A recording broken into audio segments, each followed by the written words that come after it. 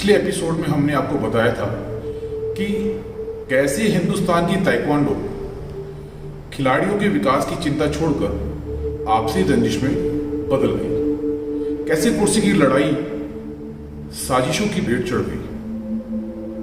मई 2016 को हुए चुनाव के बाद से ही अपने वजूद को बचाए रखने की जुगत में लगे कुछ पदाधिकारी हरीश कुमार ग्रुप के साथ मिलकर भारतीय ओलंपिक संघ पर दबाव बनाने की राजनीति करने लगे थे।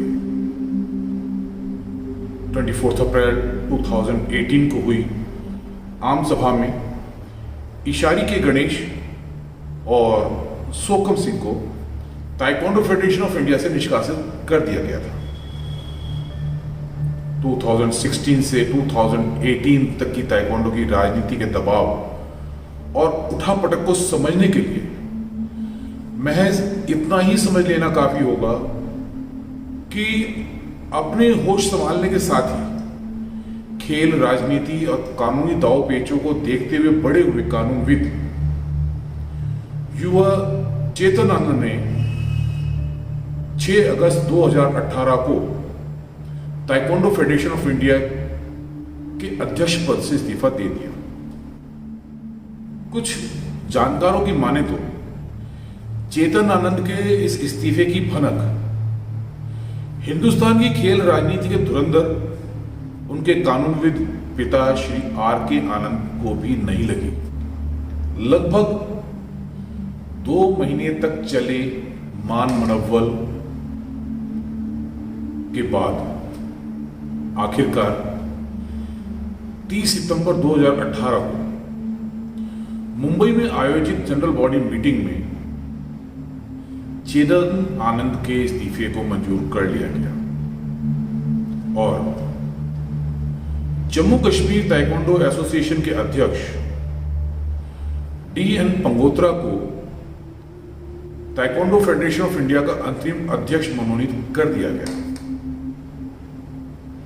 हालांकि चेतन आनंद के इस रेजिग्नेशन को अध्यक्ष महोदय के व्यक्तिगत कारणों के रूप में बताया गया, परंतु एक बात विचारणीय है कि क्या चेतन आनंद के त्यागपत्र और D.N. पंगोत्रा के मनोनयन पर हिंदुस्तान की ताइक्वांडो की राजनीति के बदलाव में बड़ी भूमिका निभाने वाले R.K. आनंद को कुछ भी पता नहीं था? क्या R.K. आनंद चेतन आनंद और ताइक्वांडो फेडरेशन ऑफ इंडिया के इस फैसले से खुश थे?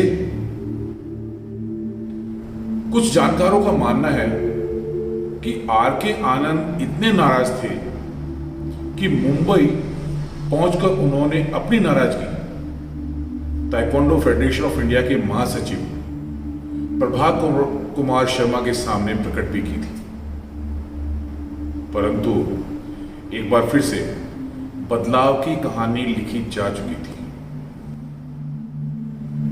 इस बदलाव के क्या परिणाम आने वाले थे, इससे बेखबर खिलाड़ियों ने विभिन्न धाराओं में बह रही ताइक्वांडो में डुबकी लगाना जारी रखा। हिंदुस्तान के ताइक्वांडो खिलाड़ी अंतरराष्ट्रीय स्तर तो कोई बहुत बड़ी उपलब्धि दर्ज नहीं करा पाए, परंतु एक बात जो खिलाड़ियों के हक में जा रही थी वो थी अंतरराष्ट्रीय प्रतियोगिताओं में हिंदुस्तान के खिलाड़ियों की बढ़ती प्रतिभागिता, यानी इंटरनेशनल इवेंट्स के अंदर इंडियन ताइक्वांडो एथलीट्स का पार्टिसिपेशन काफी बढ़ गया था। ये वो समय था जब हिंदुस्तान के ताइक्वांडो खिलाड़ियों ने वर्ल्ड ताइक्वांडो से मान्यता प्राप्त ओपन प्रतियोगिताओं में, खासतौर पर G1, G2 जैसी प्रतियोगिताओं में खुलकर भाग लेना शुरू कर दिया था, जिसके सकारात्मक परिणाम भी सामने आने शुरू हो गए थे। 2016 से 2019 के बीच में खिलाड़ियों को मिली इस खुली छूट के चलते हिंदुस्तान के ताइक्वांडो खिलाड़ियों ने अंतर्राष्ट्रीय स्तर पर अपनी उपस्थिति दर्ज करा। वर्ल्ड रैंकिंग में महिलाओं के वर्ग में लतिका भंडारी ने 19वां और पुरुषों के वर्ग में अमन कादियान ने 30वां स्थान प्राप्त किया। और भी कई ऐसे खिलाड़ी थे जिनकी वर्ल्ड में रैंकिंग टॉप 100 प्लेयर्स के बीच में थी। हिंदुस्तान के ताइक्वांडो खिलाड़ियों के त्याग और तपस्या आज भी अनवरत जारी हैं, परंतु हिंदुस्तान की ताइक्वांडो का भविष्य क्या होगा, इसे लेकर कोर्ट कचहरी आज तक जारी है। ताइक्वांडो इंडिया के इस सफर में 1975 से 2017 आते आते बहुत बदलाव हो चुका था।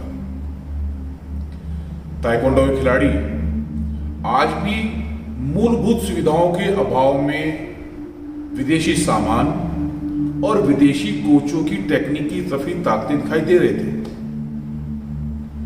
हालांकि भारत सरकार द्वारा स्पोर्ट्स अथॉरिटी ऑफ इंडिया के माध्यम से ताइक्वांडो के विकास के लिए करोड़ों रुपए खर्च कर दिए गए थे, परंतु फिर भी ताइक्वांडो खेल में इंफ्रास्ट्रक्चर और डेवलपमेंट जैसी कोई चीज तो दिखाई नहीं दे रही थी। यदि एक सवाल आप सबसे पूछा जाए कि हिंदुस्तान में ताइक्वांडो खेल से जुड़े कितने खिलाड़ी रजिस्टर्ड खिलाड़ी के रूप में मौजूद हैं, यहां पर रजिस्टर्ड खिलाड़ी से तात्पर्य उन खिलाड़ियों से है जिनका रजिस्ट्रेशन ब्लैक बेल्ट के माध्यम से किया गया। तो शायद आप सबका जवाब कई लाख खिलाड़ियों के रूप में होगा, परंतु क्या आप जानते हैं कि जिस ताइक्वांडो खेल की कमाई को ही फेडरेशन की राजनीति की असली लड़ाई माना जा रहा है, उसी ताइक्वांडो के वर्ल्ड हेडक्वार्टर कुकीवॉन में रजिस्टर्ड हिंदुस्तानी खिलाड़ियों की संख्या मात्र 68,997 खिलाड़ियों की है। 68,997 खिलाड़ियों की। जी हां, चौंकिए नहीं। ताइक्वांडो के विकास के लिए बड़ी बड़ी बातें करने वाले हमारे देश के ताइक्वांडो के ठेकेदारों ने 45 वर्षों में सिर्फ और सिर्फ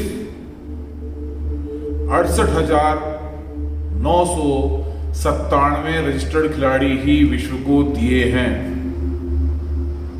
शायद जब ये एपिसोड आप तक पहुंचे तो इस फिगर में थोड़ा बहुत बदलाव और हो जाए, यानी ये फिगर लगभग 70,000 हो जाए। आपके लिए एक बात और जानना आवश्यक हो जाता है कि ये लगभग 69,000 खिलाड़ी किसी एक फेडरेशन ने नहीं दिए हैं। हिंदुस्तान में ताइक्वांडो के विकास का दम भरने वाले ताइक्वांडो फेडरेशन ऑफ इंडिया की 3 शाखाएं हैं। एक ताइक्वांडो बोर्ड ऑफ इंडिया भी है और ऐसे ही कोरियन कल्चर सेंटर भी है। ऐसे सभी क्लबों को मिलाकर वर्ल्ड ताइक्वांडो हेडक्वार्टर कुकीवॉन में हिंदुस्तान के लगभग 152 रजिस्टर्ड ताइक्वांडो क्लबों ने अपने अपने क्लब के बैनर तले इन खिलाड़ियों का रजिस्ट्रेशन करवाया है। इन 152 क्लबों में 152 क्लब्स में से अधिकांश क्लब महाराष्ट्र, तमिलनाडु, बेंगलुरु, दिल्ली, कोलकाता, पंजाब और हरियाणा के हैं। ऐसा भी नहीं है कि देश के अन्य राज्यों से लोगों का रजिस्ट्रेशन नहीं हुआ हो, परंतु हमारी जानकारी के अनुसार ताइक्वांडो ब्लैक बेल्ट व्यवसाय में लगे क्लबों में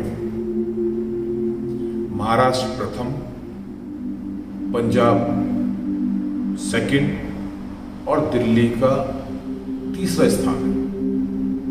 इनके बाद बेंगलुरु, कोलकाता और हरियाणा का नंबर आता है। आखिरकार फेडरेशन की लड़ाई में इसको क्या हासिल हुआ या हासिल होगा, ये एक विचारणीय विषय है। कोर्ट में मामला है, इसलिए इस संबंध में हमारा कुछ भी बोलना अभी उचित नहीं होगा। हमें भी आप ही की तरह कोर्ट के फैसले का इंतजार रहेगा।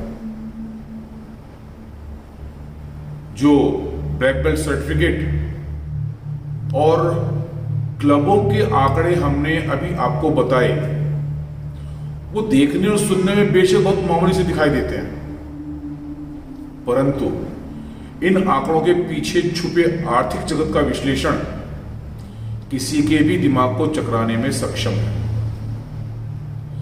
ब्लैक बेल्ट सर्टिफिकेट के इस मायाजाल के विश्लेषण के लिए हम एक अलग से एपिसोड लेकर आएंगे।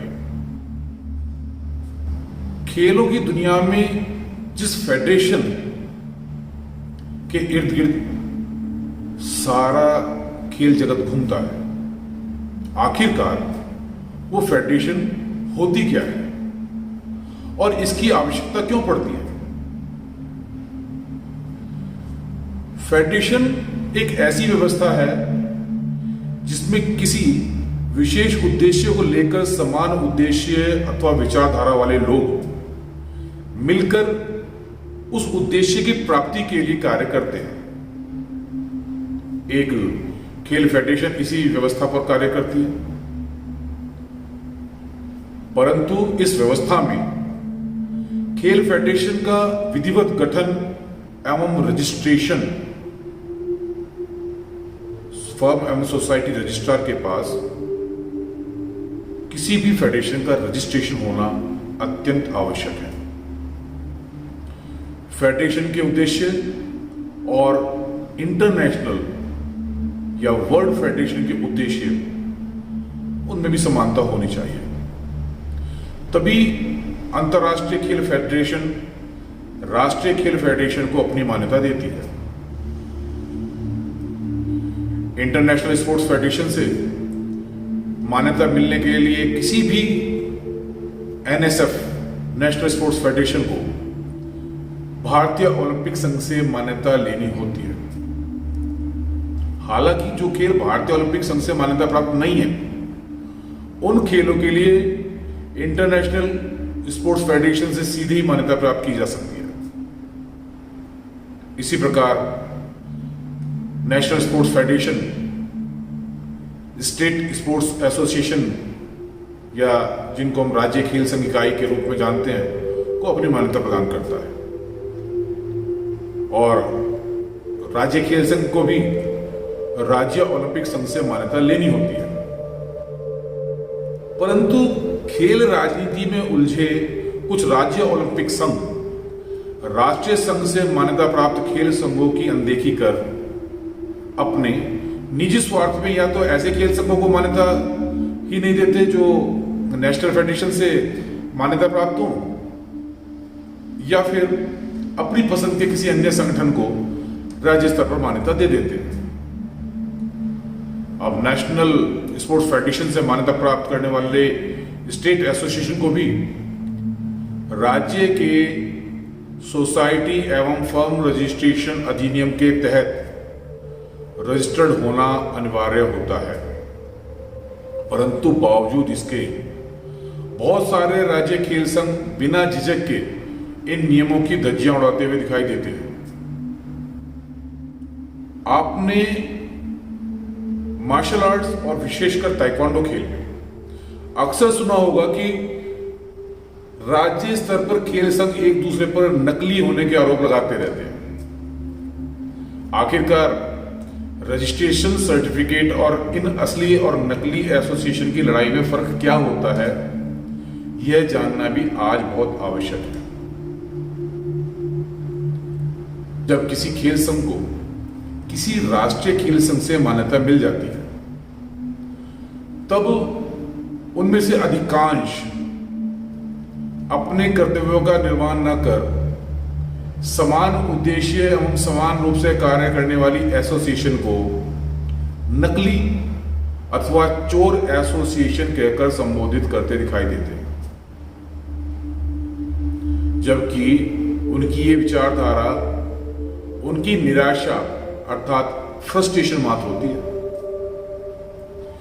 यदि मान्यता प्राप्त खेल संघ सही रूप से समान भाव से खिलाड़ियों और खेल के विकास के लिए कार्य करे, तो कोई कारण ही नहीं है कि खिलाड़ी किसी दूसरे संगठन की ओर आकर्षित हो जाए। अपने गलत कार्यों को छुपाने और एकाधिकार की मानसिकता के चलते दूसरों को अकारण ही चोर और नकली कहना या तो ये शाब्दिक रूप से ही सही नहीं बैठता और ना ही सामाजिक रूप से भी। नकली का मतलब होता है कि किसी के नाम का इस्तेमाल करना, किसी दूसरे के प्रतीक चिन्ह अथवा किसी के रजिस्ट्रेशन नंबर का इस्तेमाल कर लोगों को धोखा देना। खेल और खिलाड़ियों के नाम पर लिए गए पैसों का हिसाब किताब ना रखना, खिलाड़ियों के साथ पक्षपात करना, दुर्व्यवहार करना, ये सब धोखा है। फिर चाहे ये कार्य किसी मान्यता प्राप्त संघ द्वारा किया गया हो अथवा गैर मान्यता प्राप्त संस्थान द्वारा। लेकिन जो संघ, जो संगठन फर्म एवं सोसाइटी रजिस्ट्रार के पास रजिस्टर्ड है, उसको नकली या चोर कहना शायद अल्प ज्ञान का द्योतक है। अक्सर आपने देखा होगा कि राष्ट्रीय स्तर अथवा राज्य स्तर पर संघों द्वारा करवाई जाने वाली प्रतियोगिताओं में मैनेजमेंट यानी प्रबंधन उस लेवल का नहीं होता जिस प्रकार से कुछ रजिस्टर्ड सोसाइटीज या क्लबों द्वारा नेशनल लेवल के कॉन्टेस्ट, राष्ट्रीय स्तर की प्रतियोगिताओं को कराते हुए अंजाम दिया जाता है। आप में से भी बहुत से लोगों ने अपने खिलाड़ी जीवन में बहुत सी राष्ट्रीय और ओपन नेशनल चैंपियनशिप को देखा है, और मुझे ये कहने में बिल्कुल भी संकोच नहीं है कि ताइक्वांडो प्रतियोगिताओं के स्तरहीन आयोजनों के बीच दिल्ली में अंतर्राष्ट्रीय खिलाड़ी अजय दलाल द्वारा आयोजित आर्यंस कप और मास्टर प्रबंध साइकिया और मनोज पांचाल द्वारा आयोजित पुकीवन कप हिंदुस्तान के ताइक्वांडो खिलाड़ियों को ताइक्वांडो खिलाड़ी होने का एक सुखद एहसास कराते हैं। हालांकि इन प्रतियोगिताओं में भाग लेने वाले खिलाड़ियों को पता होता है कि इन प्रतियोगिताओं के सर्टिफिकेट की कोई वैल्यू नहीं होगी, परंतु फिर भी आरएस कप के प्रति खिलाड़ियों और कोचों के बढ़ते रुझान से एक बात निकलकर सामने आती है कि आखिर हमारी नेशनल और स्टेट एसोसिएशन इस प्रकार के आयोजन क्यों नहीं करवा पाते हैं। हो सकता है कि इस प्रकार के अथवा इससे भी शानदार आयोजन अन्य संस्थान अथवा संघों द्वारा भी करवाए जाते हों, परंतु हमारे अनुसंधान में ये बात निकलकर आई कि अधिकांश ओपन प्रतियोगिताओं का आयोजन आयोजकों द्वारा सिर्फ और सिर्फ अपनी जेब भरने के लिए किया जाता है। हिंदुस्तान की ताइक्वांडो में एक बार फिर से बदलाव की बयार बह रही है। आने वाले समय में हिंदुस्तान की ताइक्वांडो किस दिशा में जाएगी, इसके बारे में कुछ भी कहना अभी जल्दबाजी होगी। लेकिन हमारा विश्वास है कि आने वाला समय हिंदुस्तान के ताइक्वांडो खिलाड़ियों का होगा।